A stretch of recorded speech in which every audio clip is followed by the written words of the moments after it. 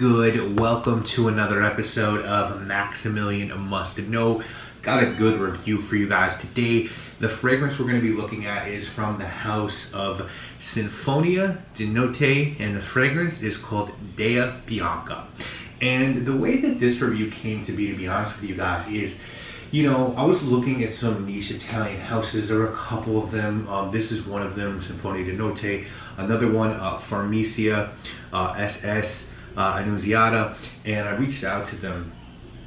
And basically, a big shout out to Alessandro at Dea Profumi.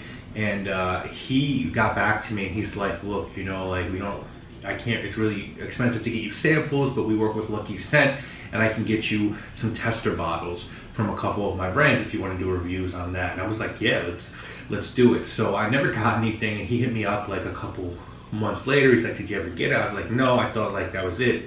I was never gonna get anything. And he's like, okay, I'll talk to Lucky Scent. Talked to Lucky Scent. Like a week later, I had a couple of bottles. One bottle from Sinfonia de Notte, and one bottle from Farmacia, SS Annunziata. And so I'm going to do two reviews. Again, big shout out to Alessandro from Dea Profumi for making this happen, for getting me these testers, and I'll be doing a review on this one this week, and in a couple weeks I'll do a review on a fragrance from Farmacia. So today the fragrance we're going to be looking at is called Dea Bianca.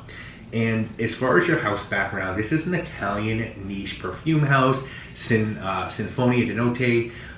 Here is the copy from their website to give you a little bit more information about this house. Quote, a light and palpable caress, an essence, a place, an emotion, not an image that brings back memories, but a melody. A symphony of sound springing from the passion of a musician, a faint whisper composed not of words but of notes. Then a light fragrance brushes against me, envelops me all at once, transports me back into the past, spanning moments that resurface in my mind. The musky aroma of a tree in the African scrub, the intense smell of a stand at a Doha market, the dried salt along the cliffs of Portofino, the skin of someone I happened upon just for a second, an essence, a place, an emotion, delivered by a fragrance that, as if by chance, brushes against me and opens me up to memories, as if cradled by a melody. Notes and fragrances blend together and melt into one like a unique essence that takes me back in time to those moments when, even if just for a moment, I rested body and soul. I close my eyes, there's no need to see. Music and fragrances are my world. So this is a house where there's like a symphony of notes in terms of and comparable to music. So the same way that, you get that sort of symphony in music, they're taking that approach to fragrance, which it's a really cool approach to combine the two. I'm surprised we don't see more of that in perfume. Now I'm going to link to their site in the description so you can check them out. They have about 8 fragrances available there, and as far as pricing, you're going to pay about $110 for 100 ml of eau de parfum. I don't believe this brand is yet available in the United States. I think you have to order from the website. If that's not true, I will leave a link in the description to where you can purchase these in the United States. I believe most of these were done by Luca Maffei, who has done so many niche fragrances, Italian niche fragrances, but for other brands as well. He's worked with Azzacapa, Laboratorio Olfativo, Maison Gabriele Schiaffo, Mask Milano. He did La Testa for Mask Milano, which might be the best Irish fragrance I've ever smelled. He's worked for Paris Monte Carlo. He's a big deal, and he did this one for this brand in 2015. And note-wise on this one, we're going to get orange and ivy at the top, freesia, white rose, and ylang-ylang in the middle, sandalwood, white amber, vanilla, and musk in the base. Now, as far as your presentation goes, really cool bottle.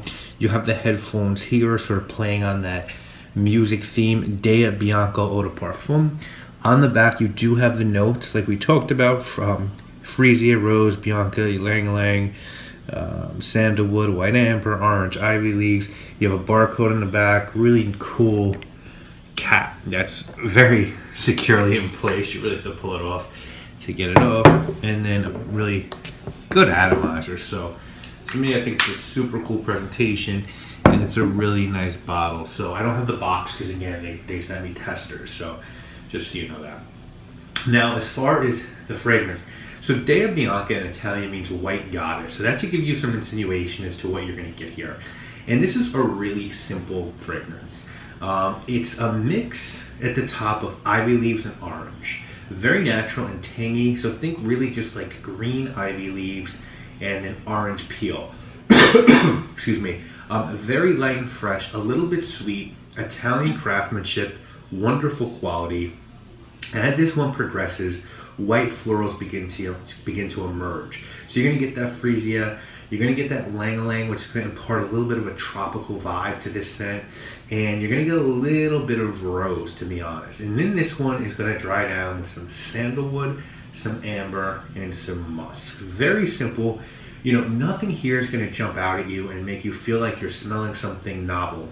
You're smelling something that's never been done before. You're going to recognize all these notes. You're going to recognize the accords, but this has a wonderful quality to it, and you can tell that good materials were used to make this scent. For me, to be honest with you, this one performs a little bit too softly, I think, for an eau de parfum, but in my experience, 99% of white floral fragrances do have that sort of cottony, billowy performance.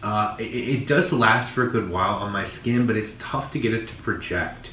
And even off the top, it's a little bit quiet, even though that ivy and orange is a little bit hefty. If you're cool with what's going to become a skin scent and want a softer white floral, this might be up your alley.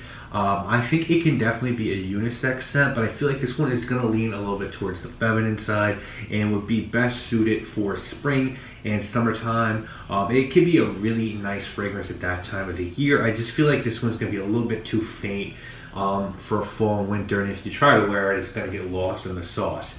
If you can't get your hands on this, but you're looking for something similar to this one, I haven't smelled a ton of ivy fragrances, but one that this does remind me of a little bit that I have been able to smell is Boston Ivy by DS and Durga. Also, this one reminds me a little bit of Ophrisia by Diptyque. That's a nice freesia scent. That one's a little bit more spiced than this one, as it has a pretty prominent pepper note. And then if you're just looking for a sort of clean white floral and citrus thing that this scent has going on, you can of course always check out Mason Francis Kurkdjian's Aqua Universalis or Aqua Universalis Forte, which some people think is the best of the genre. If someone were trying to talk you into purchasing Dea Bianca, I think they would tell you that you're going to get a great quality fragrance here. It's clean, it's fresh, and it's light, and it sort of does those things without relying on cologne or aquatic or cheap citrus notes. It's not trying to be very fake and chemically in its freshness. It's doing it with really good materials. I think on the flip side, if someone were trying to get you to pass on this one, I think they tell you that it's a light fragrance that could be looked at as a little bit too feminine for a man. It doesn't seem like this is anything that has not been done before.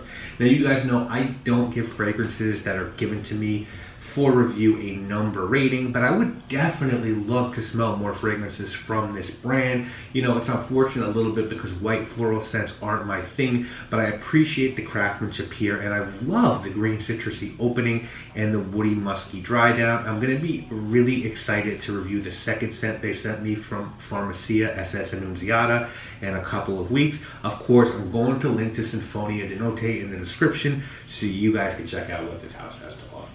Guys, thank you so much for watching. Again, Alessandro, thank you so much for thinking of me and getting me these fragrances. I will review the second fragrance in a couple of weeks. And again, the link to the site will be in the description. I will see you next week with more videos. Guys, you already know what it is. My name is Maximilian. So many times today, and I guess it's